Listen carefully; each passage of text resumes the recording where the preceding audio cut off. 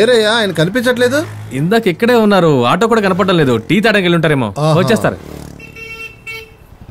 ఏ ఇక్కడేం చేస్తున్నావు? దొరబాబు అని రమ్మన్నాడు, అందుకే వచ్చాం. ఆయన ఊరెళ్ళి 1 రోజులైందయ్యా, ఆయన ఎలా రమ్మంటాడు?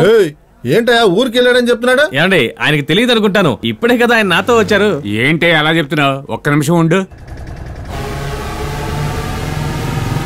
అదిగో ఆటో వచ్చేసింది, అదిగో వస్తున్నారు చూడన్నా. ఆయన చెప్పింది నమ్ముతారేంటి అన్నా?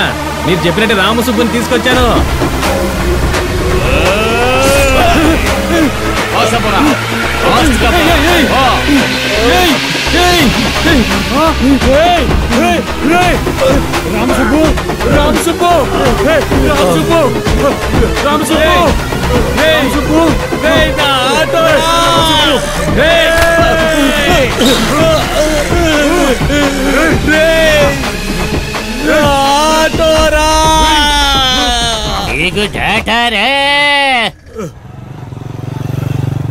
ఇలా భోజనానికి వెళ్తే లేట్ గానే వస్తావా? ఏ లాడ్జిలో భోజనానికి 1 గంట సేపు ఇస్తున్నారా?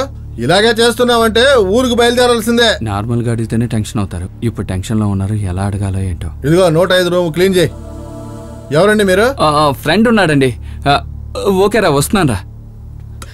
తమ్ముడు ఇక్కడ కృష్ణ అన్న పేరులో రూమ్ వేసారా? అన్నా ఆ వివరాలన్నీ నన్ను ఎందుకు అడుగుతున్నారు? కింద తెల్ల చొక్కా వేసుకున్నాడు కదా, వాడిని వెళ్ళి అడగండి. కాదు, కొంచెం పర్సనల్. పొద్దున్నుంచి టెన్షన్ గా ఉన్నాను, విసిగించకండి, కింద వెళ్ళి అడగండి. తమ్ముడు ఒక్క నిమిషం, కిందకి వెళ్ళి అడగచ్చు కానీ. అన్నా చెప్పనా, విషయం ఏంటి? ఈయన చూసావా?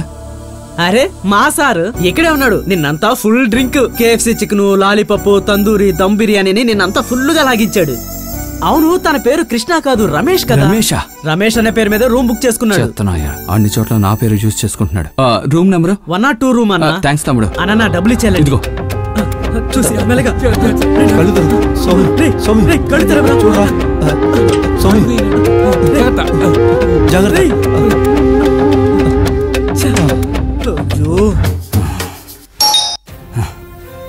తీరా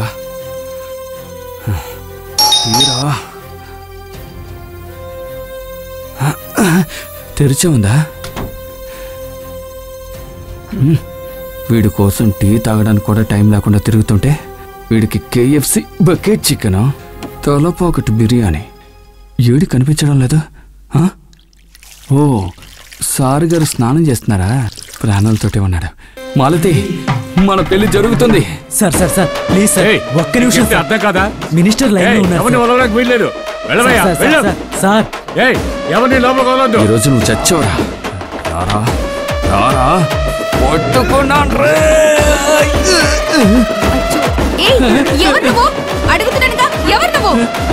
అరే మావయ్య, నేను కాదు. మావయ్య ఇరుక్కున్నాం.